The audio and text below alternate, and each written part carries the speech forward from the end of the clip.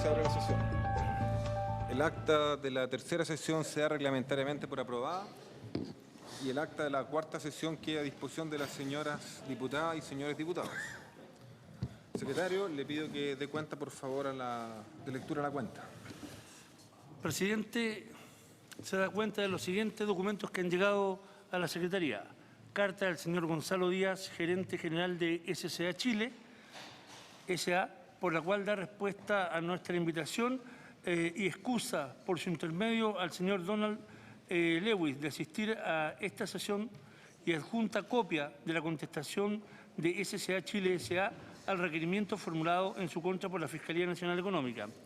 Y en segundo lugar, confirmación de asistencia a la sesión de hoy de los señores presidentes de ODECU, Estefan Larenas, y del señor presidente de CONADECU, don Hernán Calderón Ruiz. Esa es toda la cuenta, señor presidente.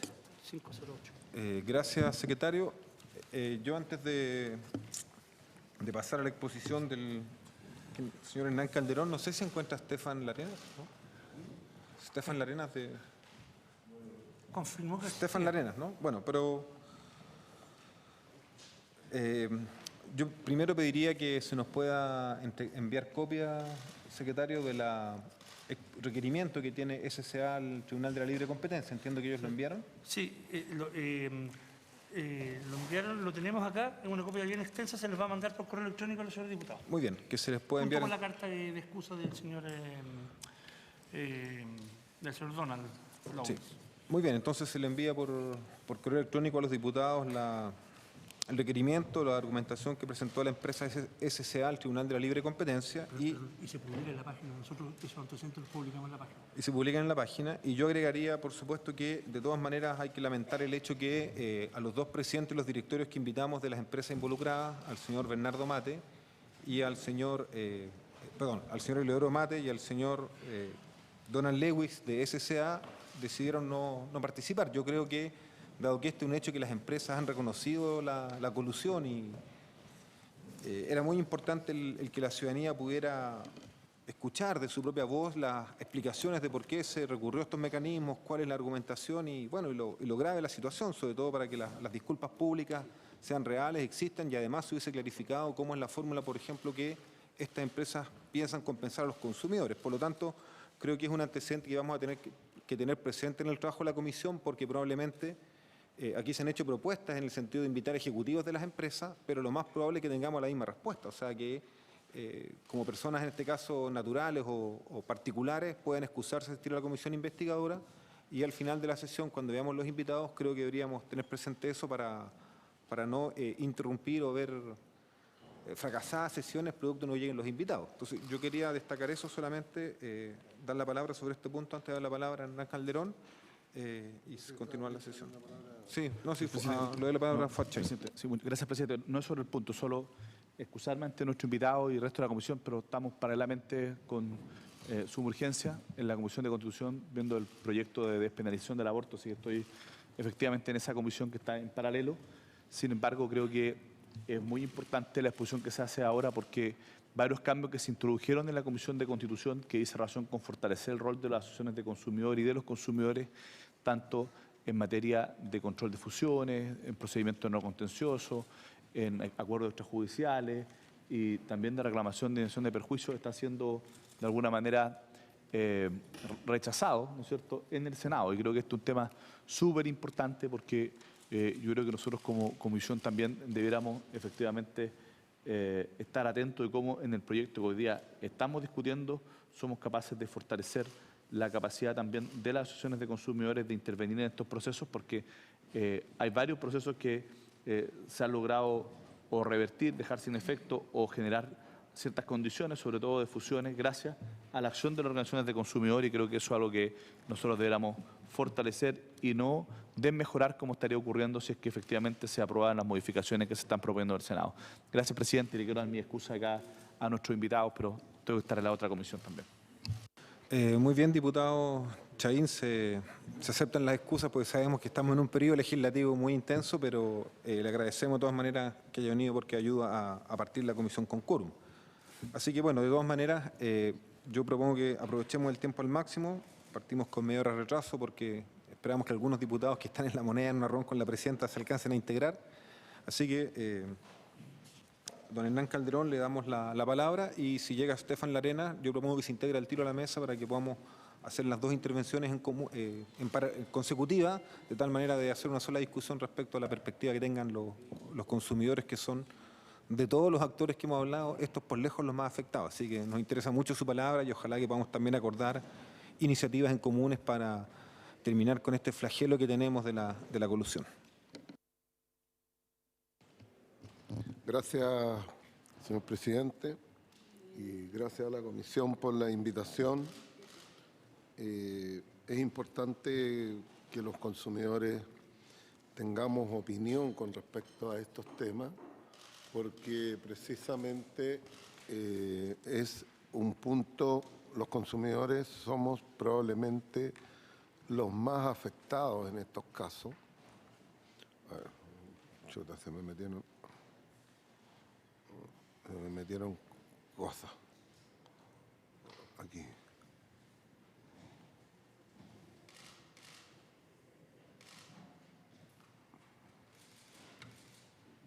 A ver.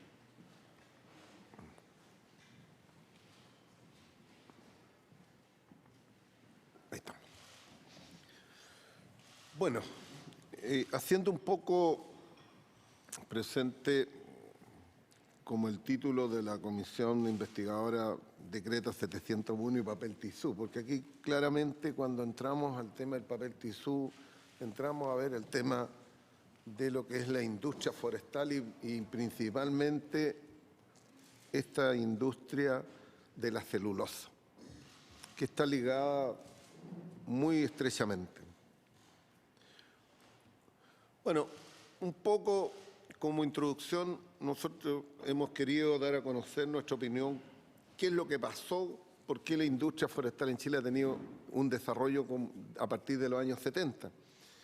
Uno es el tema de las ventajas comparativas de condiciones de suelo y climáticas favorables, ¿no?, que permiten el crecimiento rápido de los árboles, de modo que un pino radiata, por ejemplo, alcanza una madurez entre 20 y 24 años, en consecuencia que en otras latitudes entre 50 y 100 años. Bueno, y lo más sorprendente es lo del eucalipto, que alcanza una madurez a los 12 años. Y eso hace de que esta industria tenga tanto auge en nuestro país. Sin embargo, creemos de que más allá de este factor, el principal factor que posibilita el crecimiento de esta industria se debe al subsidio estatal y los incentivos tributarios producto del decreto ley 701. Esto mediante el cual las empresas recuperan el 75% de su inversión, ventaja que ninguna otra industria del país tiene. O sea, no hay industria en Chile que pueda tener. Además, el factor del crecimiento ha significado que las plantaciones de pino radiata, que eran al principio, eran la mayoría, han sido reemplazadas por eucalipto y otro motivo ha sido el precio de la celulosa de fibra corta, extraída del eucalipto, que tiene un valor superior en $140 la tonelada por el de fibra larga extraído de pino radiata. Ese es un poco el reemplazo que se va produciendo. Bueno, siguiendo un poco con la historia, a mediados de los 70 Chile tenía 300.000 hectáreas solamente de plantaciones.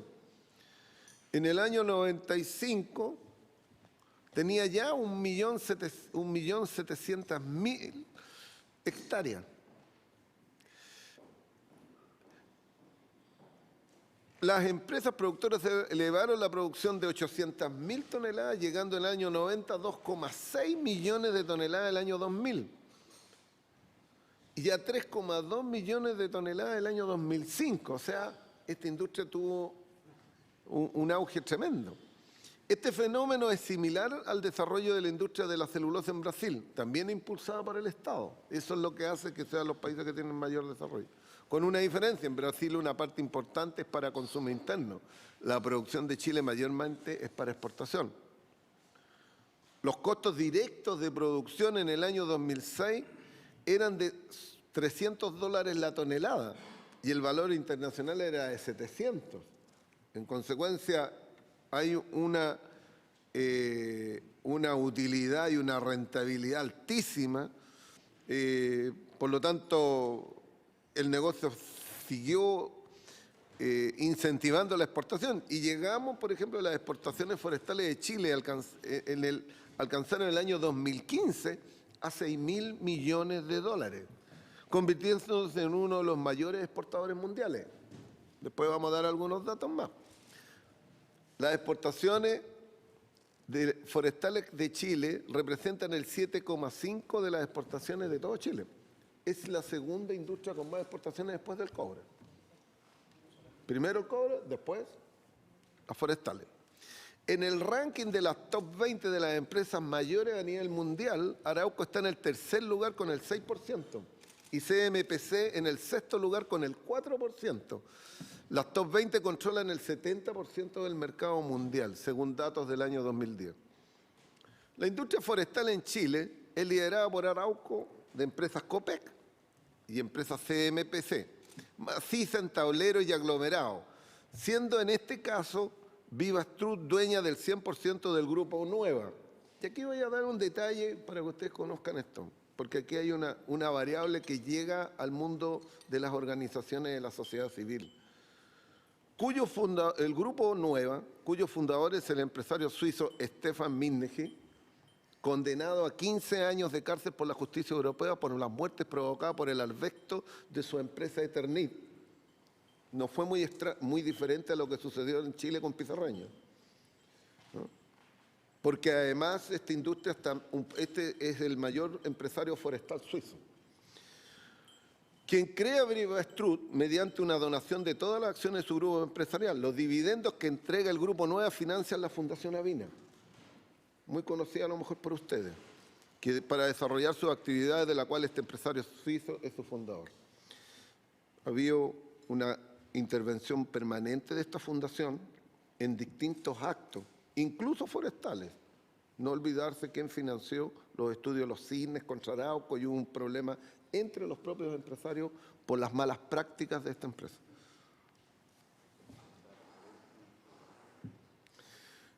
Los hechos, y aquí vamos a entrar nosotros en los hechos y opiniones y observaciones con respecto al papel, tisú y la colusión.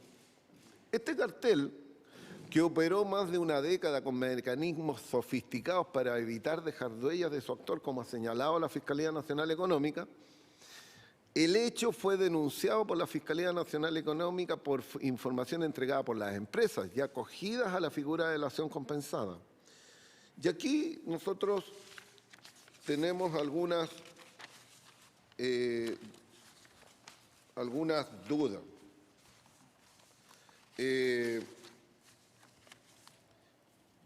¿Por qué la Fiscalía no se había preocupado cuando CMPC ya había sido acusada también en Colombia por la colusión de los pañales con Kimberly, que es otro de los actores nacionales? Por lo tanto, aquí hay un montón de dudas, porque aquí esto, digámoslo con todas sus letras, esta no fue una investigación de la Fiscalía. Si las empresas no hubieran llegado a golpear la puerta de la Fiscalía, no habríamos conocido la colusión. Y probablemente habríamos entrado en un periodo de la prescripción. Estaba a punto de prescribir. La prescripción de 5 años para hacer acciones es lo que hace nuestra justicia civil. Y por lo tanto, pudo haber quedado impune esta colusión. Estábamos a poco tiempo y varias están en la misma situación. Bueno, y ante esto, la indignación y daño que producen en los consumidores estas malas prácticas, CONADECU dio inicio a una demanda colectiva en virtud del reconocimiento de las empresas al acogerse a la delación compensada. Bueno, en consecuencia, nosotros no consideramos necesario esperar fallos del Tribunal de Libre Competencia y eventualmente la Corte Suprema, porque el delito ya ha sido reconocido por el infractor. Eso lo diferencia de, por ejemplo, del caso Pollo, que tuvimos que esperar que la Corte Suprema dictara el fallo. Y ahí iniciamos las acciones, después de casi 3 años. Por lo tanto, ese es por eso hicimos esa demanda colectiva. Bueno, el procedimiento en el Tribunal de Libre Competencia, según nuestra opinión, deberá resolver solamente la controversia entre las empresas sobre quién fue la instigadora y quién tiene el derecho a acogerse a la rebaja de multas, buscar las responsabilidades individuales de los ejecutivos y directores de las empresas. Ese es parte de lo que, según nosotros, se va a discutir. Bueno, con ADECUS se hizo parte en el requerimiento presentado por la Fiscalía Nacional Económica, siendo aceptado como tercero independiente. Pero la Fiscalía Nacional Económica se opuso a nuestra participación en este requerimiento. Ha sido una constante de la Fiscalía Nacional Económica de tratar de impedir que terceros o las asociaciones de consumidores podamos participar en procedimientos de libre competencia. Esto es lo que está incluso en discusión hoy día en la propia Comisión de Economía del Senado, donde hay senadores que dicen que no debemos estar.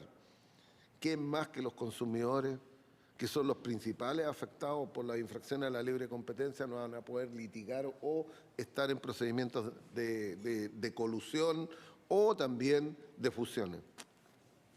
Bueno, nosotros con ADECUS, con el apoyo de los economistas Andrés Alvarado y Gonzalo Escobar, ex economistas de la propia Fiscalía Nacional Económica, realizaron un estudio técnico-económico separados entre ellos, llegando a estimar el daño a los consumidores en 465 millones de dólares uno y 510 millones de dólares el otro. El daño a los consumidores en los 10 años que operó el cartel. Este es lo que nosotros estimamos. El CERNAC abrió un procedimiento de mediación colectiva, CMPC la aceptó, SCA la rechazó. CONADECUS aceptó la invitación del CERNAC a participar de la mediación colectiva, sin embargo hemos manifestado nuestra diferencia respecto a la validez jurídica de la mediación colectiva. Y hemos hecho presente que de resultar exitosa la mediación debe ser ratificada por el tribunal que ve la demanda colectiva presentada por CONADECUS. Quiero aclarar esta situación. En el ordenamiento nuestro, la mediación colectiva no existe. Es un acuerdo entre privados. Ese acuerdo entre privados no es cosa juzgada y por lo tanto yo puedo concurrir al tribunal, hacer una demanda colectiva a pesar de haber hecho una mediación y el tribunal me la va a acoger y voy a iniciar un juicio igual. Por lo tanto, para la certeza de las mismas empresas, nosotros hemos dicho de que es necesario de que sea ratificada por el tribunal respectivo en el procedimiento de conciliación. ¿Qué es el procedimiento? Y yo puedo dar ejemplos.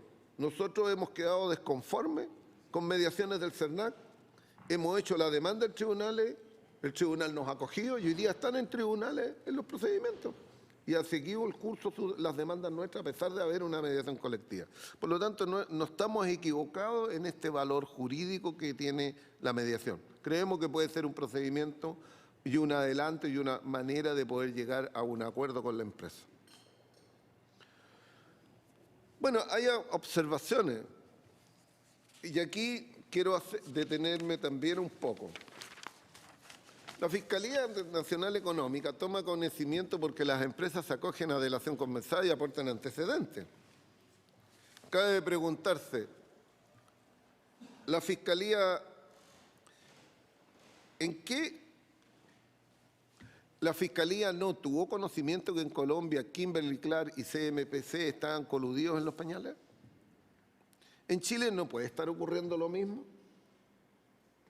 Si estuvieron allá. ¿Por qué la Fiscalía ni siquiera sospechó que en Chile pudiera estar ocurriendo lo mismo? ¿Qué pasa con otras industrias? Como bancos, eléctricas, telecomunicaciones. ¿La Fiscalía tampoco sospecha que podría haber colusión?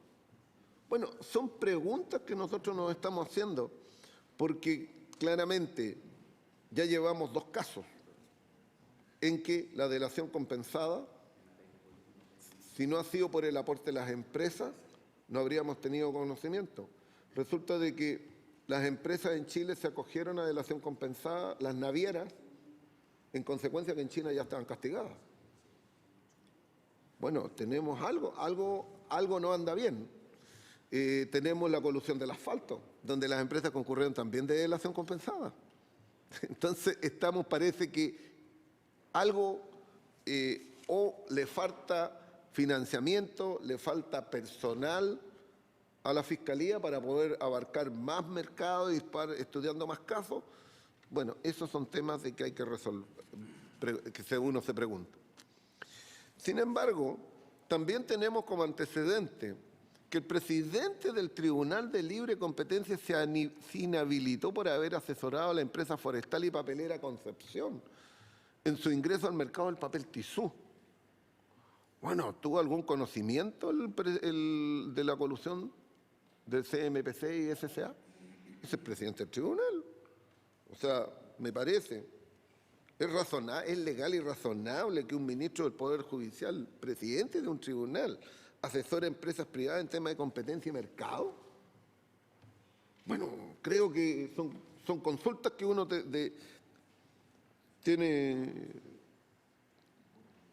tenemos dudas, pues, porque claramente esto no es normal.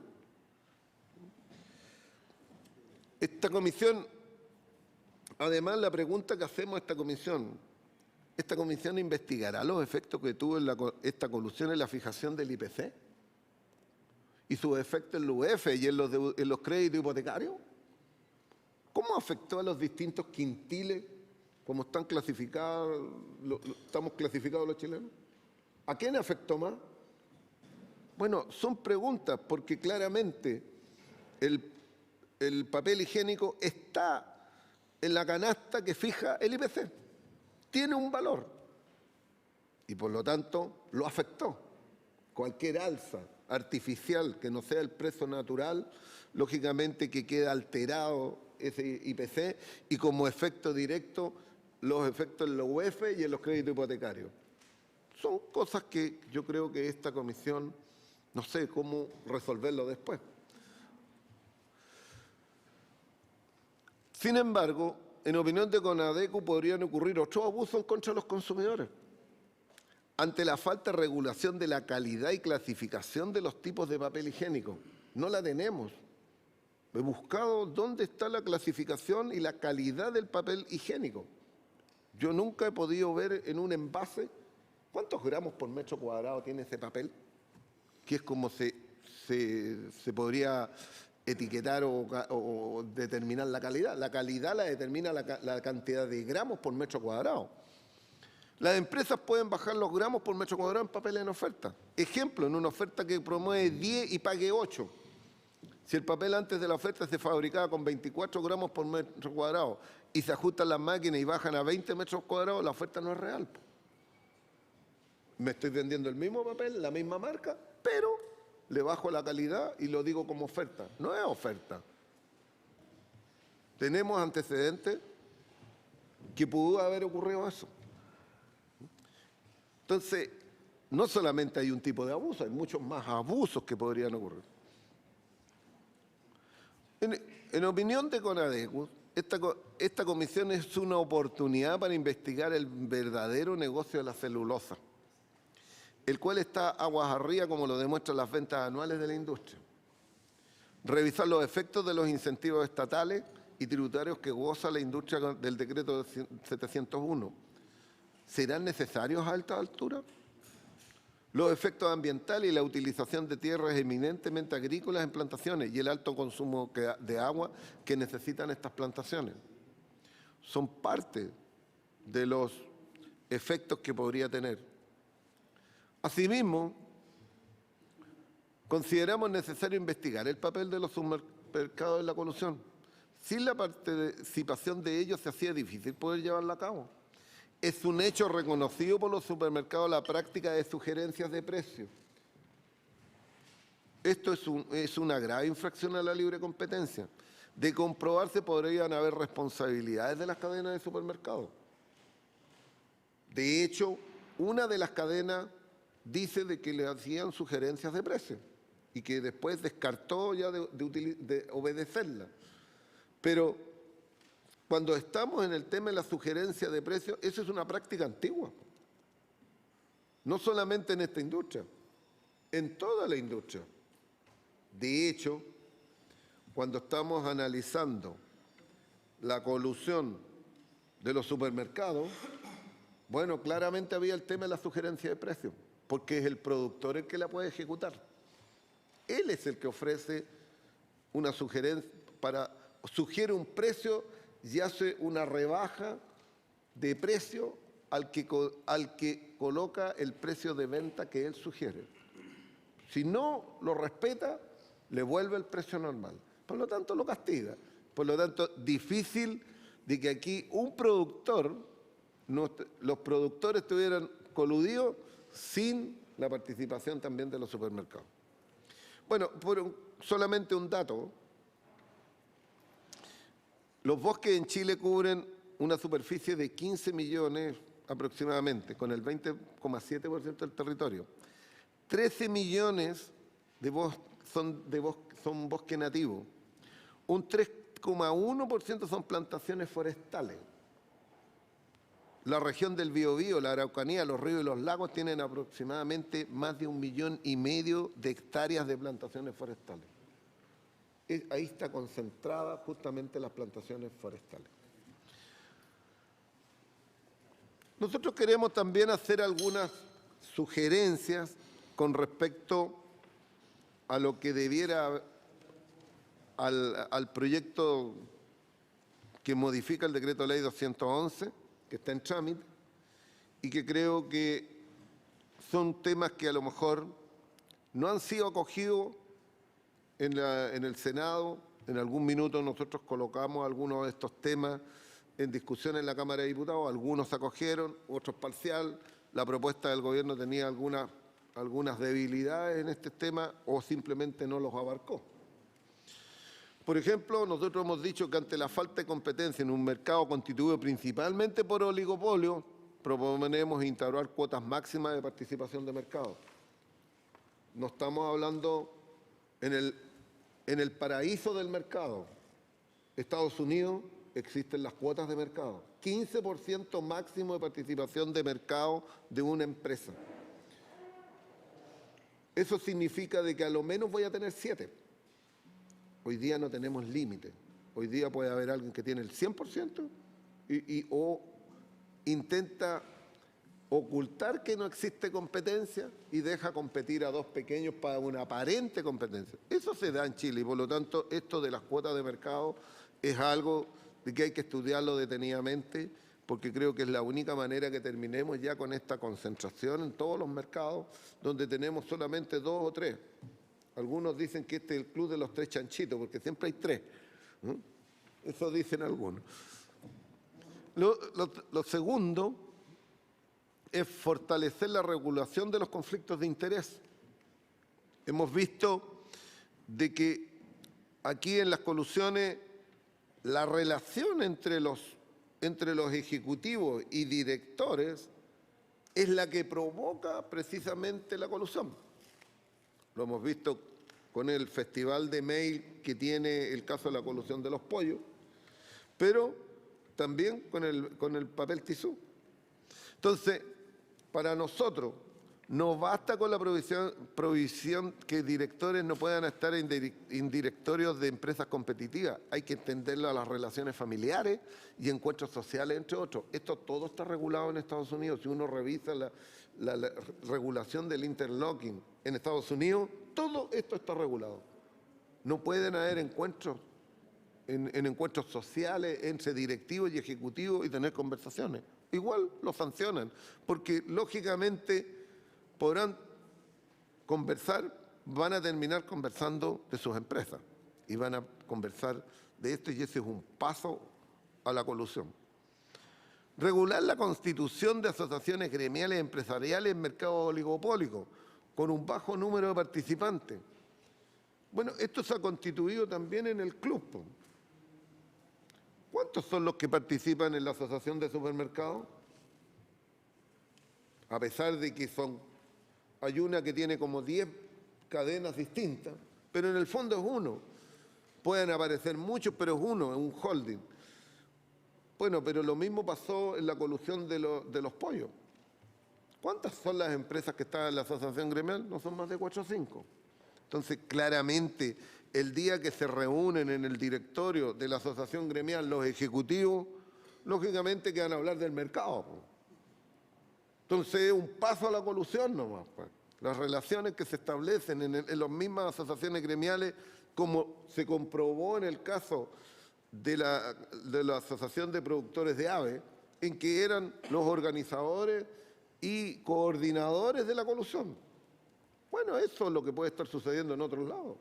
Hay hartas asociaciones gremiales que tienen un bajo componente, las empresas de telefonía son poquitas, no creo que sean más de 10, no son muchas, son muy pocas, y por lo tanto tienen su asociación gremial, ahí concurren los ejecutivos. Entonces, claramente es necesario también regular y observar qué es lo que pasa con estas asociaciones gremiales. Y por último, nosotros hemos dicho una de las grandes dificultades que tienen los consumidores es poder ser compensados. Porque o son procedimientos muy largos, de muchos años, cuando las empresas se acogen a la delación compensada, nosotros después que se acoge la delación compensada tenemos que demandarlo. Pero señor, si ya reconoció el hecho, está reconocido. En consecuencia, nosotros creemos que como exigencia para acogerse a la delación compensada, las empresas deben obligatoriamente presentar un plan para compensar a los consumidores afectados, de tal manera de no alargar excesivamente estos procedimientos, porque después demandas civiles pueden pasar 4 o 5 años antes que tengamos alguna sanción o alguna resolución de los tribunales respectivos, con maniobras dilatorias de todo tipo para poder alargar los juicios. Consecuencia de que alguien que reconoce un hecho se acoge a un beneficio de rebaja de la multa, se le exime de responsabilidad penal. Bueno, lo lógico es que compense a quienes afectó. Y en ese sentido nosotros siempre hemos propuesto estas medidas. Esto es lo que nosotros podríamos aportar como CONADECUS a esta comisión investigadora. Gracias, Hernán, por la presentación. Yo creo que hay varios aspectos que no habíamos tenido presente y que ahora emergen con más claridad, a pesar de que hemos estado discutiendo leyes que tienen que ver con esto directamente, pero cuando uno conoce un caso de colusión tras otro y la gravedad de ellos, da la impresión que las leyes están quedando cortas, a pesar de las reformas que hicimos, ley del CERNAC, que la discutimos. Ahora también salió de la Cámara de Diputados el decreto de libre competencia que está en el Senado, pero evidentemente uno siente que esto queda corto. Así que creo que es muy interesante tener este punto de vista porque, claro, al final la gente perjudicada es la que siente que, aunque haya multas importantes, es el Estado quien recibe esos recursos. Claro. Y a la gente que fue perjudicada, sobre todo a las familias más modestas, donde estos productos inciden más en su presupuesto familiar, claro, las compensaciones o las indemnizaciones, queda la sensación que nunca llegan, si es que llegan. Entonces, efectivamente tenemos ahí un tema extremadamente relevante. Bueno, damos paso a las palabras. Diputado Fuenzalida, no sé si hay otra palabra más. Diputado. Muchas gracias, presidente. Saludar a Hernán Calderón, felicitarlo por su lucha, porque ya muchos años peleando por los derechos de los consumidores. A ver, respecto a las observaciones, yo le aconsejo que mire o que busque la sesión que tuvimos acá el día 4 de enero, porque muchas de las dudas que usted tiene, nosotros se las hicimos presente al fiscal nacional y las contestó.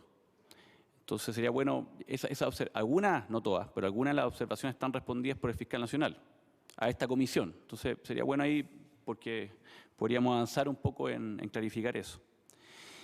Ahora, la duda que tengo yo, y quiero que me ilustre un poco en esto, porque a mí me interesa mucho el tema de cómo se compensa a los consumidores. De hecho, el fiscal nacional económico ese día dijo justamente que nosotros ahí no teníamos un sistema bien armado, como en otros países como Estados Unidos. ¿No hizo ver también el tema de cuando, obviamente, uno va a la justicia civil cuando tiene una sentencia? Pero eso la ley lo está viendo para que sea la sentencia finalmente el Tribunal de la Libre Competencia el que mande y no finalmente el de la Corte cuando van por recurso, que es donde más se dilata. Pero, a ver, la demanda colectiva que ustedes presentaron contra CMPC, ¿cuánta gente está en esa demanda colectiva? Sí, una pregunta cortita, presidente.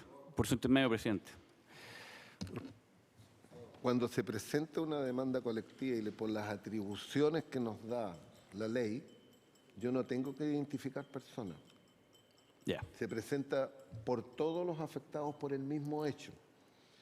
No tengo que inscribirlos, no tienen que venir a firmar.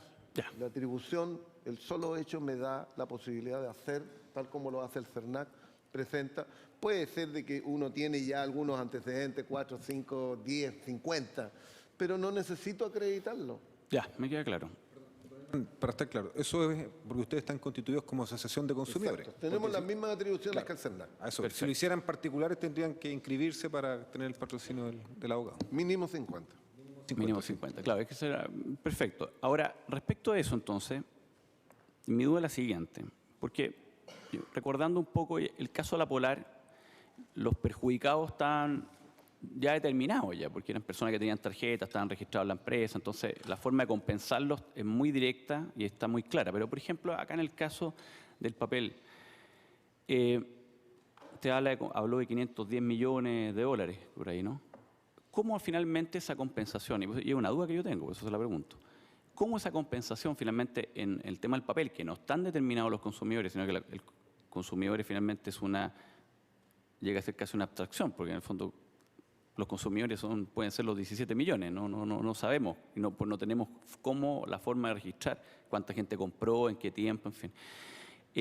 ¿Cómo llegamos a que esa compensación? Póngale usted que efectivamente las empresas civilmente ustedes ganan el juicio y entregan una compensación a la CONADECU de 500 millones de dólares. ¿Cómo esos 500 millones de dólares llegan a los consumidores en un caso como este que los consumidores no son indefinidos? O sea, sabemos que existen los consumidores, pero están indefinidos en cuanto no sabemos el RUT y el patrón de compra que tuvo, como en el caso de La Polar, que sí está determinado. Entonces, eso me gustaría saber, para efectos de avanzar en eso, que yo creo que es una de las cosas que, a pesar que viene en la ley también algo, no sé cómo está quedando en el Senado, pero me gustaría, porque finalmente yo creo que, claro, uno puede cursarle multa a las empresas, puede tener penas de cárcel para los ejecutivos, pero finalmente al consumidor lo que más le interesa, porque las multas van a beneficio fiscal, es obviamente cómo se le compensa el daño que le produjo la colusión. Eso, gracias. Hernán. Bueno, esto efectivamente surge algunas dudas cómo hacerlo. Para nosotros tiene bastante claridad cómo debiera ser el procedimiento. El hecho es que esta es una demanda colectiva de interés difuso, donde yo puedo determinar el monto del daño, pero no puedo identificar individualmente a nadie. Eso es interés difuso. Para eso nosotros hemos propuesto, de hecho, incluso, no estaba el diputado Fuad Chahín, con el diputado Fuad Chahín incluso presentamos a sugerencia nuestra una indicación en la Ley del Consumidor algunos años atrás para poder resolver algunas dudas sobre el interés difuso. ¿Quién lo determina? Nosotros decimos que tiene que ser un juez. Ese era nuestro procedimiento en caso de libre competencia, porque ahí es donde se... Pero claramente hoy día nosotros podemos decir claramente cómo poder compensarlo. Primero, teniendo determinado el monto, podemos decir de que los afectados son los 17 millones de chilenos. Aquí todos ocupan, hasta las guaguas. Así que por lo tanto todos. Todas las personas que tengan RUT tendrían ese derecho y tendríamos que dividir por los 17 millones de chilenos los 510 millones de dólares y cada uno toca una cantidad determinada. ¿Cómo esa persona va a poder cobrarlo? ¿Un banco? Banco del Estado, que tiene a lo mejor una red más grande, va a ir al Banco del Estado con su cédula de identidad, el banco va a ingresar su RUT, va a tener que hacer una base de datos para que nadie se pueda repetir de tal manera que una vez registrada la persona, entregada su devolución, nadie no va a poder concurrir nuevamente, se le devuelve el dinero y con eso queda compensado. Cada familia que esté constituido por 4, 5, 6 va a recibir 4, 5, 6 veces la compensación. Esa es la fórmula que nosotros hemos propuesto, que es lo otro que hemos dicho. Tenemos que determinar cuánto es un plazo prudente para que todos puedan ir a ese lugar a buscar su compensación. De que el excedente que no reclamado por las personas, lógicamente que muchos a lo mejor no van a poder concurrir. Ese excedente no puede quedar tampoco dentro de las arcas de la empresa, como sucede hoy día. Porque hoy día cuando hay una compensación, por eso nosotros propusimos una indicación en la ley del consumidor, justamente para evitar eso. Las empresas no tienen ningún incentivo a hacer devoluciones, porque lo que no devuelva queda en su caja. Claro. Basta ver solamente la mediación que hizo CERNAC con FASA, de 2.000 millones que había acordado de devolución, devolvió 1.400. Y hubo que hacerle una demanda posterior para que devolviera los otros 600. Entonces hoy día queda determinado. Por lo tanto, ahí es donde esa es la propuesta que nosotros creemos que es la más transparente y donde le llega a todas las personas. Ese es un poco el procedimiento que nosotros hemos estado proponiendo y que esperamos que si se llega a un acuerdo en la conciliación y se ratifica, ese sea el procedimiento para poder hacerlo. Quiero agregarle algo. Nuestros economistas llegaron uno a 465 millones de dólares de daño a los consumidores y otro llegó 510. Eso es con datos públicos, no son datos de la empresa misma. A lo mejor falta información, a lo mejor es más, a lo mejor es menos, con la información más precisa. Esa información la empresa CMPC se la está entregando al CERNAC, donde estamos en la mediación. Esperamos nosotros tener conocimiento para que los economistas del equipo nuestro, junto a los del CERNAC y CMPC, puedan determinar cuánto es el daño real con toda la información en la mesa. Eso es un poco. Gracias, Nam. Vamos a dar otras palabras que están pedidas. Primero, Carlos Ader Jarpa, después el diputado Van Rieselbergher. No, esos dos por el momento. Bueno, queremos agradecer la presencia de Hernán Calderón, ya miembro de la Comisión de Economía. Para su información, nosotros cuando estuvimos en la primera reunión con el Fiscal Nacional Económico, hicimos ver, y está también en uno de los puntos, que nos enseñó la sala, fue precisamente investigar todo lo que ha sucedido con el decreto supremo de 701. Y en ese sentido, en el año 2006, cuando entró en funcionamiento con la comisión de la celulosa Nueva Aldea, yo en esa oportunidad intervine y precisamente señalé a la Fiscalía Nacional Económica que precisamente estudiara estos temas. Más aún cuando en ese entonces todavía existía la empresa BioBio, que era mediana entre Arauco y Celco, y que Arauco y CMPC, y justamente con eso. Y en ese sentido nos ha señalado el Fiscal Nacional Económico de que la Universidad de Concepción efectivamente hizo en el 2009, si no me equivoco, hizo un estudio en la que significa el análisis de la producción y comercialización de la industria forestal en Chile. Yo creo que así que ese es uno de los mandatos que tenemos de la sala y en el cual todos los parlamentarios hemos estado preocupados, incluso más. Quien propuso la invitación de los autores fue la diputada Denise Pascal. Esa es la información que le quería entregar a don Hernán. Diputado Van Rieselbergher y después diputada Denise Pascal. Gracias, presidente. Agradecerle a don Hernán su presentación. Solamente compartirle a quienes nos escuchan y a la mesa, hice el cálculo en chileno, digamos, al ojo, 510 millones de dólares multiplicado por 700 pesos por dólar, un poquito más bajo que el tipo de cambio hoy día, dividido por 17 millones de chilenos, da aproximadamente 21 millones 21.000 pesos por persona.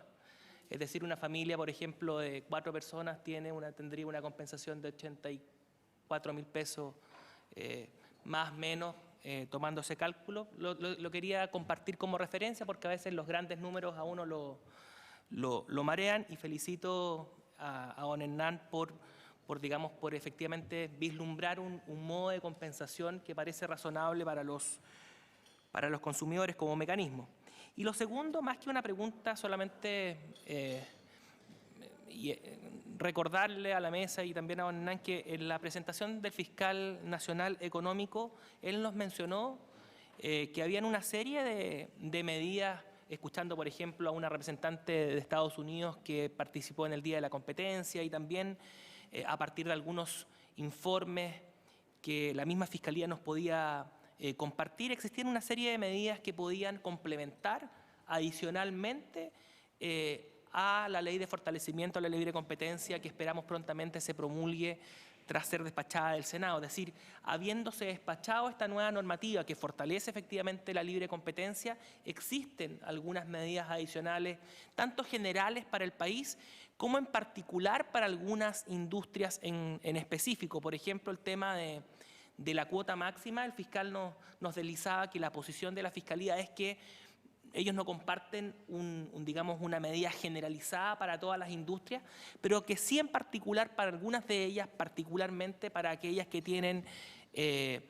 barreras a la entrada por distintas circunstancias. Al parecer, la evidencia empírica internacional, la experiencia internacional muestra que una buena política pública que fortalece la libre competencia es justamente la de limitar la participación de mercado para los agentes que gozan de la entrada y también de la restricción de nuevos entrantes a la misma. Así que esos eran mis 2 puntos, y volver a felicitar a don Hernán por su presentación.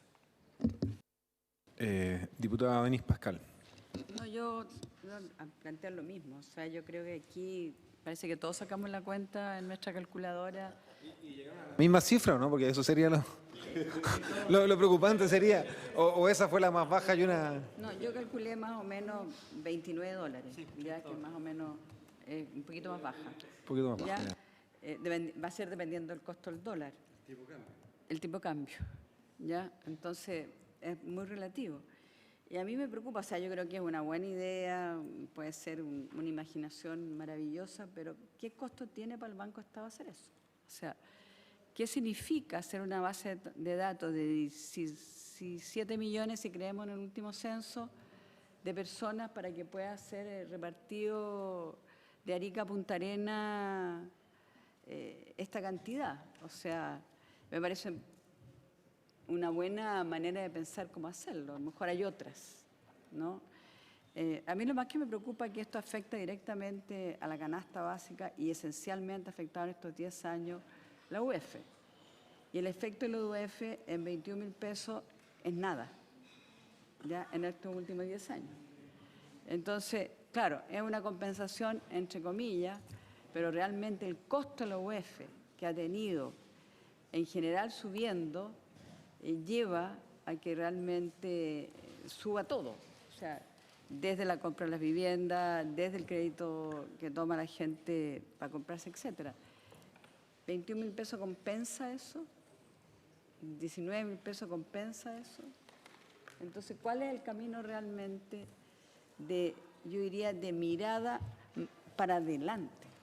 O sea, a mí me preocupa que hoy día tenemos esta colusión, pero si empezamos a investigar, nos vamos a encontrar con muchas colusiones, ¿ya?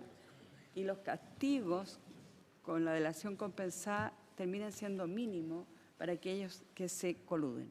Yo espero que la ley que se está tramitando realmente tenga castigos superiores, ¿ya? Porque si no, no sacamos nada.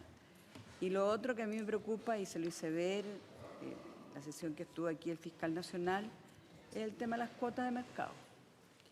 En nuestro país, y hoy día también, a través del Fiscal Nacional, él mismo dijo de que no le parecían las cuotas de mercado. Y volvemos a quedar, ¿no es cierto?, en la libertad. Y hablamos sobre la libre competencia. Pero qué extremo estamos llegando con la libre competencia si cada día estamos viendo que la concentración es mayor. Entonces, yo quiero felicitar a don Hernán el esfuerzo que ha hecho, pero a mí me parece que realmente dividir este monto por la cantidad de gente, por el dólar, etcétera, vamos a terminar en que la gente mucho ni siquiera vaya a buscarlo, porque le queda tan lejos ir a buscarlo que le va a salir más caro el pasaje que ir a retirarlo. Entonces, yo creo que hay que buscar otras maneras de compensar. Y esa es la inquietud que yo tengo. ¿Cómo compensamos que no sea esta fórmula, sino otras fórmulas que realmente lleven a un castigo superior, pero el efecto sea mayor ya con respecto al tema que esta división por 17 millones de personas? Gracias, diputada Pascal. Bueno, yo ha llegado y también quiero saludar a Stefan Larena, presidente con ADECU, si entiendo también viene con otro... Perdón, de ODECU. ODECU. Bueno, nosotros escuchamos la exposición que hizo Hernán Calderón, quedan todavía algunas preguntas que, no sé, puede responder tal vez muy brevemente, Hernán, para que le demos la palabra a Stefan Larena y pueda también hacer la exposición. Yo suelo decirle a la diputada Denise Pascal que yo envié un oficio al INE respecto al tema del aumento, digamos, del IPC, porque efectivamente este producto de la toalla nova, el papel confort, las servilletas están en las canastas de productos del INE y con alta ponderación, o sea, es incidente. Y creo que sería pertinente que podamos invitar a la directora del INE y nos ilustre qué se puede hacer en ese plano, porque es otra forma de daño a los consumidores extremadamente relevante, porque esto pudo haber tenido impacto en la UEF y si son 10 años, aunque el impacto sea en unos pesos sumado en el tiempo, tiene otro efecto que se suma y que no está calculado obviamente en las primeras medidas de compensación, que son las directas, por así decirlo. Hernán y después Stefan. Bueno, quiero la duda, lo que planteaba la diputada Denise Pascal, también sobre el tema del costo que tendría realizar esta compensación con este mecanismo. Lógicamente, esto es de costos de las empresas. Sí, pues. Sí, ¿por qué lo vamos a descontar a los consumidores? No, las empresas son responsables y tienen que asumir los costos de cualquier tipo de implementar la devolución, tendrá que pagar los servicios que cobra el banco por realizar ese trabajo. Es un trabajo que va a hacer el banco y tiene un costo y tendrá que pagarlo la empresa. Todo lo que tenga que ver con difusión tendrá que hacerlo la empresa. Ella tendrá que hacer todo eso, esos son parte de sus costos.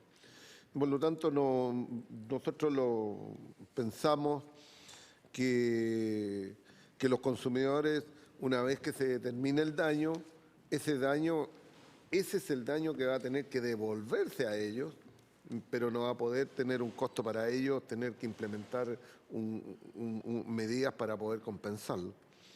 Y por eso creo que y lo que decía la diputada Denise Pascal, yo creo que esto y también el diputado anteriormente, en cuanto a que el tema de las cuotas de mercado es un tema que hay que discutir.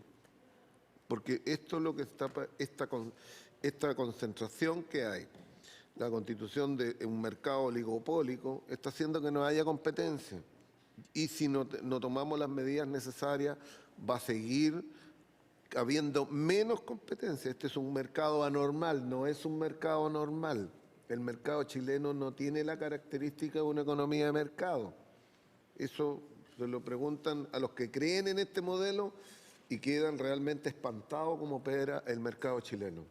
Y por lo tanto hay que tomar medidas de ese tipo. Es lo único que garantiza que haya competencia, los que creen en este modelo. Gracias. Gracias, Hernán, y damos la palabra a Stefan Larenas. Señor presidente, muchas gracias. Primero, disculpa por el atraso. De verdad que como hubo un cambio, yo pensé que era media hora más tarde, no media hora más temprano. O sea, al revés. Por lo tanto, mis excusas. Y lo segundo es que espero que tenemos la comisión correcta, porque salió en el diario El Mercurio hoy día que Hernán y yo veníamos a discutir la forma de reparación por la colusión de la CPMC. Pero bueno, que veníamos a conversar con ustedes sobre cuáles serían, según nuestro criterio, las formas de reparación que debieran tener los consumidores, en este caso la mediación CERNAC con CPMC. Pero nada que ver. Por lo tanto, estamos en lo correcto. Y yo quisiera, si me permite, señor presidente, entregar la palabra introductoria a mi colega Armin Quilaqueo, que conoce bastante mejor que yo el tema que está convocado. Muchas gracias. Perfecto, Stefan. El presidente... Armin. Yo, la única prevención que tenemos término a las 6:30, así que unos 10 minutos para que alcancen también los diputados a hacer algunas consultas, máximo. Gracias, señor presidente. Bueno, nuestra organización en general, a propósito de la convocatoria o la misión que tiene esta comisión en particular, tenemos una opinión respecto a todo lo que ha sido el proceso de, fundamentalmente de lo que fue o los resultados que ha tenido el decreto ley 701, ¿cierto? Hay mucha información, se han hecho hartos estudios. Como primera salvedad, nosotros creemos que es importante que esta comisión podría requerir todos los antecedentes que tiene la otra comisión, que trabajó el proyecto donde se extendía el periodo de vigencia del decreto 701, ¿cierto? Que se creó, que fue a través de un proyecto de ley del Ejecutivo, que ingresó, creo, si mal no recuerdo, en agosto del año 2015. De todas maneras, no fue aprobado, está en trámite. Se quitó la urgencia, así que está... Sí. Entonces, respecto de eso, imagino que esa comisión trabajó y tuvo mucha información a la vista, estudios, me imagino que se habrán convocado algunos expertos en la materia, y se habrá también tenido en consideración los efectos que ha tenido la vigencia de dicho decreto ley con las modificaciones posteriores que se hicieron. En ese sentido, no hacemos más que compartir la mayor parte de los análisis que se hacen respecto de la concentración que generó, ¿cierto?, el beneficio fiscal en ciertos grupos económicos, particularmente la industria forestal, la gran industria forestal, ¿ya?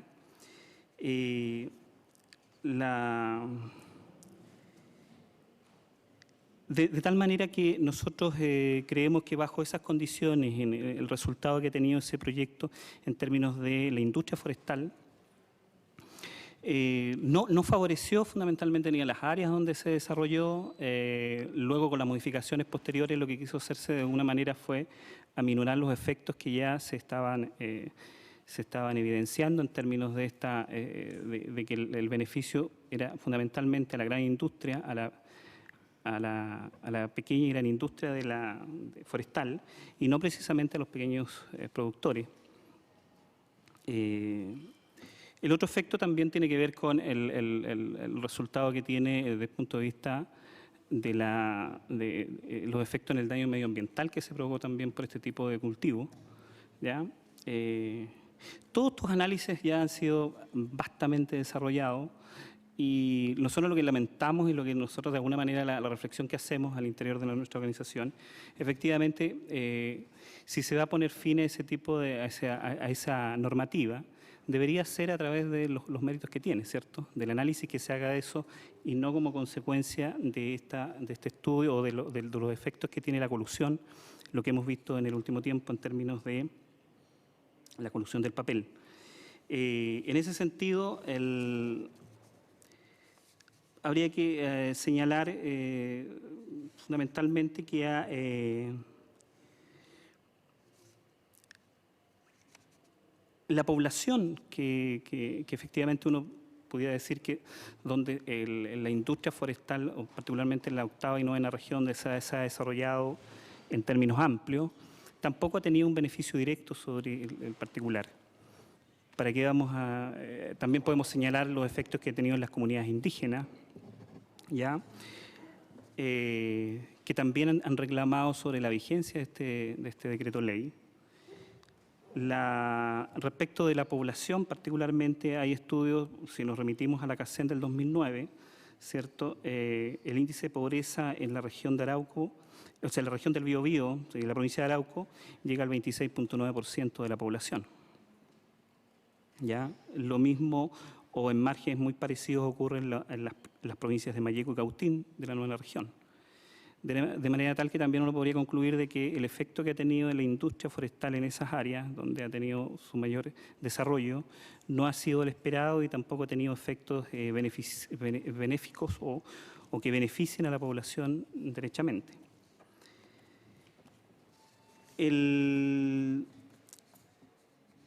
Por otro lado, la búsqueda, yo creo que del cambio en esta área o en este ámbito, o el reemplazo de esta normativa, debería apuntar, ¿cierto?, a una política nacional de modelo forestal distinto, que también incluya una institucionalidad también que sea pertinente a ese objetivo, reconociendo que también ha habido, ¿cierto?, o hay una iniciativa respecto de modificar la institucionalidad de CONAF, por ejemplo, ¿cierto? También creemos que está dentro de esta visión global que se debería tener de una industria que también uno puede reconocer las virtudes que ha tenido durante todo este tiempo de desarrollo, como ha sido, por ejemplo, la reforestación de grandes extensiones de territorio. También ha colocado a la industria forestal a nivel como país, ¿cierto?, como una de las industrias más importantes. Por lo tanto, creadora también que ha aportado al desarrollo económico del país. Sin embargo, yo creo que la visión hay que hacerla en términos de una visión más crítica respecto de eso. Yo creo que en esa línea van algunas opiniones que se han vertido de organizaciones. La misma Universidad Austral, un grupo de académicos también firmó ahí una presentación, ¿cierto?, haciendo una crítica respecto de esta posibilidad de extensión de los beneficios que otorgaba este decreto 701. En términos generales, nosotros efectivamente consideramos que allí la concentración de la industria, ¿cierto?, fundamentalmente en algunos grupos económicos, efectivamente genera o facilita las condiciones para que efectivamente haya una distorsión del mercado. Entonces, no es una relación directamente, o sea, no es un efecto directo o necesario respecto de lo que se dio en términos de la colusión, pero efectivamente al existir un modelo como el que se ha desarrollado hasta el momento de la industria forestal, evidentemente genera condiciones más apropiadas para que pudiera darse lo que finalmente se dio. De manera tal que nosotros insistimos en la necesidad de poner una mirada en este mercado, que efectivamente el resultado del fin de un modelo forestal no sea el efecto, ¿cierto?, de la colusión, sino que sea efectivamente porque observamos que los que han obtenido los beneficios de los mecanismos, ¿cierto?, de apoyo del Estado se han ido particularmente a grupos determinados, ¿cierto?, a la gran industria forestal y no precisamente al desarrollo de la pequeña industria.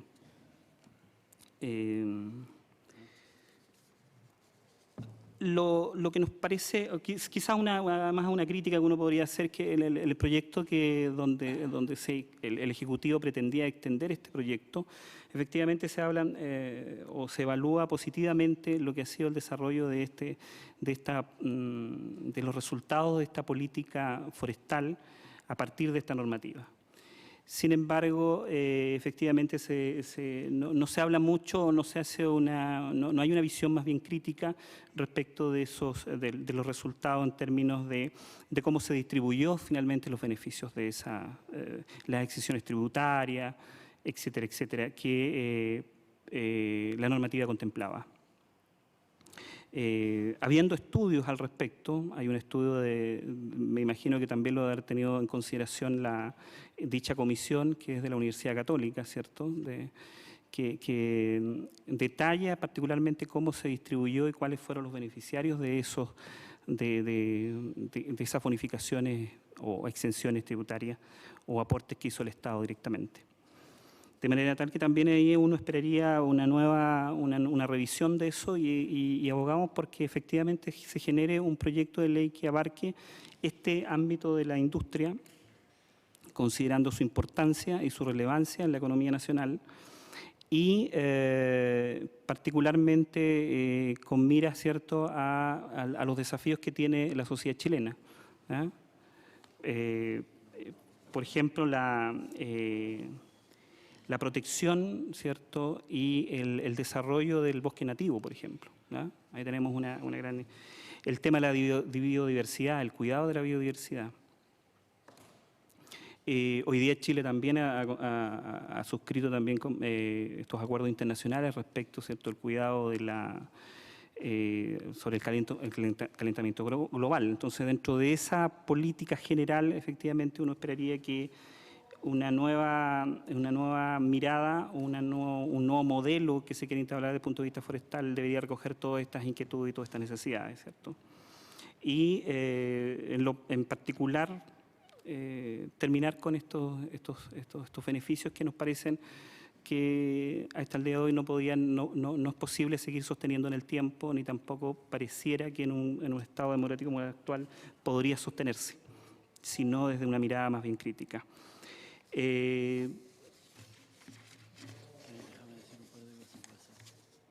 Sí, quisiera... ¿Sí? Insistimos en que la necesidad de terminar con el decreto ley o decreto ley 701 y sus normativas que lo reemplazaron, rescatando el espíritu de fomentar el desarrollo forestal, pero de una manera mucho más equitativa y efectivamente que reconozca una nueva realidad que tenemos hoy día. No es posible que hasta el día de hoy se mantengan políticas que fueron dadas dentro de un contexto distinto, un contexto bastante excepcional, y que nosotros creemos que lo que han generado, además de la concentración de la industria, han favorecido o permiten, ¿cierto?, que se puedan dar fenómenos como la colusión en la que estamos hoy día viviendo, y sobre todo los que están siendo afectados son los consumidores, al final de cuentas. ¿Me permitiría? Estefan, 2 segundos, sí. señor presidente. 2 segundos, solamente para complementar lo que dijo mi colega acá. O sea, una reflexión que hacíamos nosotros, que nos parece inaudito que el Estado pretenda seguir subsidiando una concentración del mercado.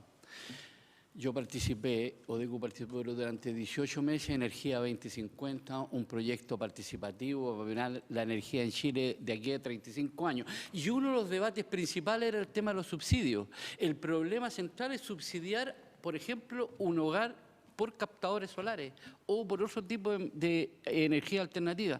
Entonces, no, porque estamos en un estado subsidiario no podemos es decir, ¿cómo es la cosa? Entonces, ahora pretendemos subsidiar la concentración del mercado. Esa es una cosa de verdad insólita. Y digo que, repitiendo, el modelo, en este caso, el tema de colusión es bastante más similar o sea, se puede asimilar al de la farmacia o otro. Es mucho más fácil ponerse de acuerdo entre 3, entre 2, que entre 15. Por lo tanto, es obvio que indirectamente este modelo de desarrollo forestal incide en esta práctica que todos conocemos como colusión. Eso, señor presidente, muchas gracias. Gracias, Estefan. Y también quien lo acompaña a los dirigentes. Diputado Carlos del Jarpa, ¿usted tiene alguna pregunta? Estamos más o menos en los tiempos, así que... Gracias. No, señalar y recordar aquí, creo que es muy importante, sobre todo para quienes nos están viendo, el decreto superior 701 está suspendido. Lo que está hoy día es solamente lo que viene en rezago. O sea, eso está. No hay nuevos subsidios 701. Yo creo que eso yo creo que es muy importante dejarlo esclarecido. Y lo otro que coincido plenamente con lo que ustedes han planteado, totalmente, el porcentaje de la concentración de la propiedad de la tierra en la provincia de Arauco y en estas dos empresas es altísimo. Y mi pregunta es la siguiente. ¿Ustedes han hecho algún estudio si hubo algunas anomalías? ¿Ustedes pudieron constatar algunas anomalías en la adquisición de algunas tierras, precisamente tierras que estas empresas pudieran haber comprado a través de CONAF? O territorios que pudieran haber sido agrícolas, se hubieran podido transformar haberle dado el aspecto de aptitud forestal. No sé si me entendieron la pregunta. Señor diputado, usted pregunta sobre la última época o sobre el histórico, la línea histórica. Bueno, la línea histórica ha demostrado que por lo menos yo podría referir a dos cosas. Uno, la literatura y otro, la experiencia de algunas personas. La literatura habla de que esto fue para forestar hasta 50 hectáreas, ¿no es cierto? Y esas 50 hectáreas fueron aumentando por una cantidad de factores que tienen que ver con el régimen que vivíamos y básicamente con la relación que había entre los directores de la época. Tanto de Milinco como de Celulosa Arauco, como el caso de CONAF. Fueron 50, fueron 100, etcétera, etcétera, hasta que llegamos a las 1000 y tantas hectáreas. Y el otro tema más de socios que me hablaron hoy día a propósito de la invitación a esta comisión, era que ellos cuando quisieron independizarse de las grandes empresas, porque habían trabajado 10, 15 años, fueron y empezaron a exportar, empezaron a tener sus maderas y empezaron a exportar contenedores de, no sé, 3 o 4 al mes, nada, en relación con las grandes, y los quebraron. Simplemente los quebraron porque le ofrecieron, en este caso al comprador peruano, le ofrecieron un precio menor. Dijeron, tú le compras 50, él te lo vende a 50, nosotros te lo vendemos a 45 o 48, listo, se acabó. Y no es una, sino que muchas empresas de Los Ángeles, por lo menos las empresas que yo conozco, que estábamos ahí, que son socios nuestros, las empresas de Los Ángeles, se quebraron todas y en la medida de que, obvio, hay una capacidad del mercado que es increíble. Tú tienes no puede haber competencia en un mercado tan concentrado. Eso es lo que más irrita cuando uno escucha el discurso de la competencia. Bueno, yo quería tomar la palabra para agregar que, a ver, lo primero, clarificar respecto al 701, que es un tema técnico relativamente complejo. ¿Qué es lo que ocurre? Que el proyecto pasó a la Comisión de Hacienda de la Cámara de Diputados, al Gobierno le retiró la urgencia, por lo tanto no se renovó. Es un proyecto que está estancado y la prórroga que tenía que haberse hecho el año 2015 no se realizó. Por lo tanto, 2016 no existe decreto 701 de forestación. Eso quiere decir que cualquier productor, chico, mediano o grande, que va a solicitar uso de este beneficio ya no existe legalmente. Por lo tanto, no puede ocuparlo. Pero la sorpresa que nosotros nos llevamos es que cuando discutimos la ley de presupuesto, el Ministerio de Agricultura contemplaba una cantidad de recursos, recuerdo que eran 600 millones, parece, 600 millones de pesos que se iban a pagar por decreto 701. Pero eso se pagaba a gente que había hecho antes la inscripción y por lo tanto se paga ex post, una vez que la planta tiene un cierto tamaño y obtuvo el resultado. Y por lo tanto eran recursos que al estar ya comprometidos, aunque nosotros en la Cámara votamos en contra, no teníamos facultad de negarlos por el hecho que era un compromiso ya adquirido del Estado. Por lo tanto, lo único que queda en relación a 701 es solo pagar lo que se postuló anteriormente y que está pendiente. Pero no hay nuevas inscripciones y por lo tanto no hay nuevos recursos públicos.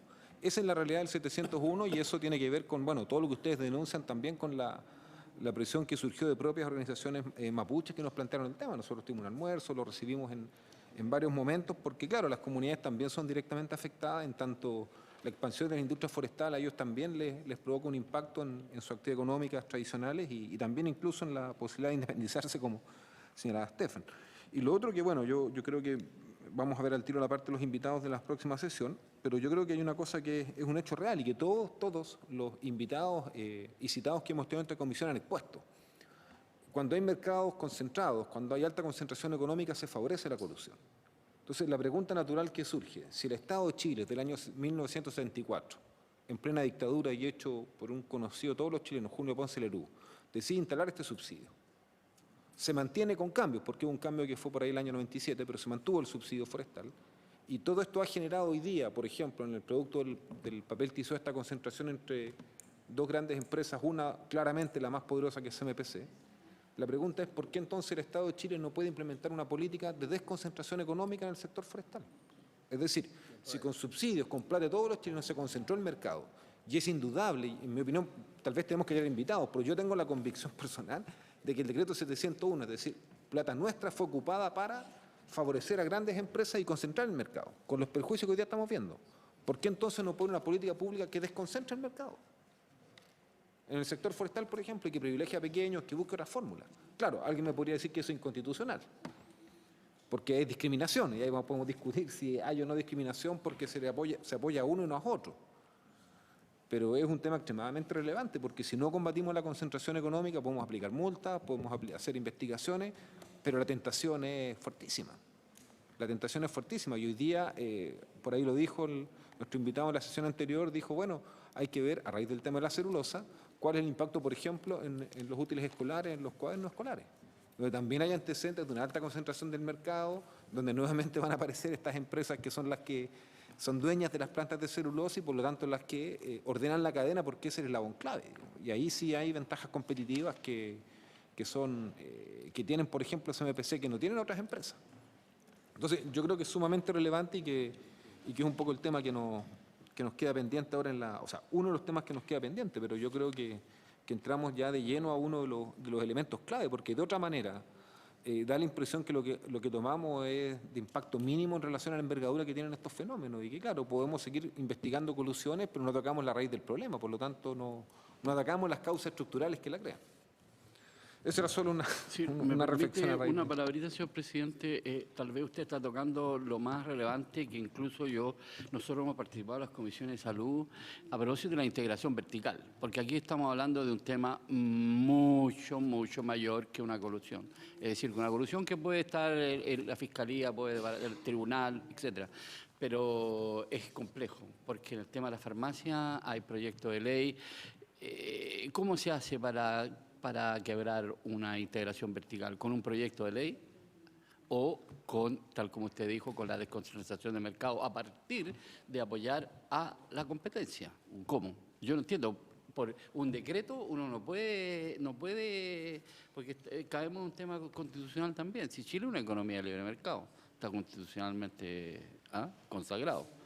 Entonces, la integración vertical, que aquí en este mercado se da mucho, se da también en otros mercados, que es nuestro gran problema, que facilita esta colusión, que es una de las que estamos viendo y que seguramente vamos a ver otras pronto.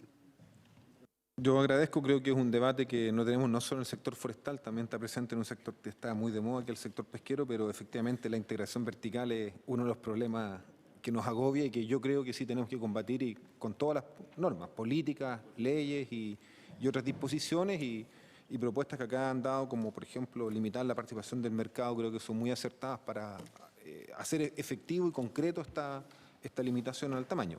Pero aprovechando que nos quedan 5 minutos, yo quería ver con los diputados 2 temas prácticos que nos quedan de la Comisión Investigadora. Ya volvemos a sesionar en marzo, y yo quería proponer primero, secretario, porque tome nota, extender las sesiones de 4:30 a 6:30, considerando que tenemos marzo y abril, por lo tanto vamos a tener que sacarle provecho a las sesiones con 2 invitados, y hemos visto que con la hora y media de trabajo que tenemos hemos quedado un poco corto. Entonces yo propongo extender de 4:30 a 6:30 las sesiones de la comisión. ¿Seguimos los días lunes? Siguiendo los días lunes, sí. Y quería proponer que para la primera sesión que tengamos a la vuelta del receso parlamentario de febrero, podamos tener, tomando en cuenta las propuestas que hay de invitados, acá tenemos un listado que es muy amplio, pero yo preferiría abordar derechamente, no hay comisiones, por eso, en marzo. Prefería entrar a abordar derechamente este tema de la concentración económica, que yo creo que tiene un gran papel en el debate. Entonces yo propongo que en primer lugar invitemos a 2 personas. Sí, perdón, las propuestas invitadas. No, sobre la primera propuesta de las 4, de 4:30 a 6:30, yo creo que efectivamente hay que dar los espacios suficientes, pero y creo que no hay ningún problema de ir evaluando sesión a sesión el hecho de poder hacerlo por 2 horas, por hora y media, pero sin lugar a dudas, por lo menos de nuestra parte, va a tener la disponibilidad que si el mérito de los invitados y podemos pedir la prórroga de la media hora se justifica, la vamos a dar, sin problema. Pero a priori yo creo que anticiparlo, creo que mejor vamos viendo sesión a sesión, pero sin el ánimo de restringir los horarios. La otra opción es partir más temprano, partir a las 4 y terminar a las 6, pero yo entiendo que hay reuniones previas, entonces hasta ahora hemos logrado sesionar a las 4:30, yo creo que eso es... Ya, pero en concreto, diputado, para estar claro, lo que usted propone entonces es que quede hasta las 6, no que acordemos 2 horas regular. ¿Eso? Yo lo que propongo es que la flexibilidad del horario lo vayamos viendo sesión a sesión, lo podemos ir viendo en la sesión anterior, y lo vamos acordando una a una. Exacto. ¿A 6 o 6:30?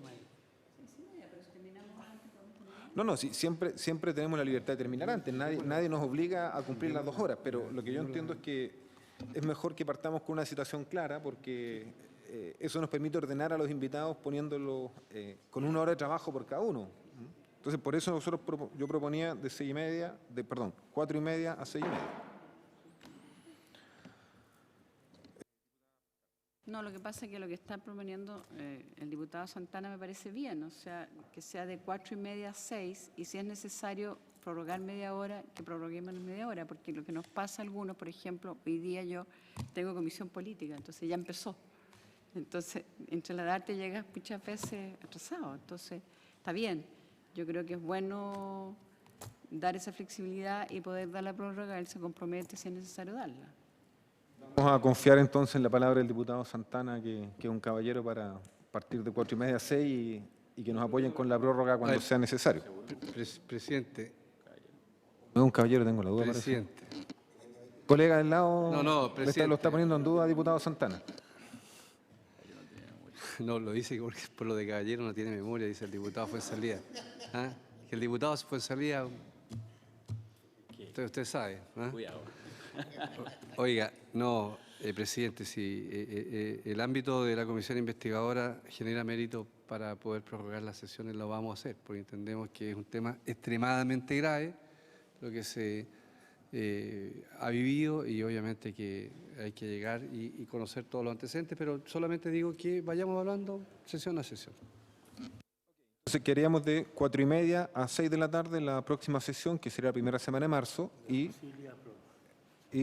la primera semana de marzo. Y respecto a los invitados, yo propongo que invitemos a Aaron Cavieres, el director de la CONAF, donde justamente pueda ilustrarnos, sí, director nacional de la CONAF, que pueda ilustrarnos de todo lo que es el impacto de la política que se ha sostenido desde el año 1974 en materia de decreto 701, y tomando una propuesta que hizo la diputada Denise Pascal, podemos invitar también a Hugo Salgado y Miguel Ángel Quiroga, investigadores de la Universidad de Concepción, que han desarrollado un estudio sobre la cadena de producción del sector forestal, que nos puede ilustrar justamente cuál es la significación que en medio de este sector tiene este subsidio estatal. Y bueno, con eso entramos, por así decirlo, en la lista de la actividad productiva misma, sus características, porque yo creo que es fundamental comprender cómo opera para entender. Evolucionó. Entonces, propongo esos dos invitados y que con eso reinauguramos. 7 de marzo. 7 de marzo. ¿Hay lunes 29 hay sesión?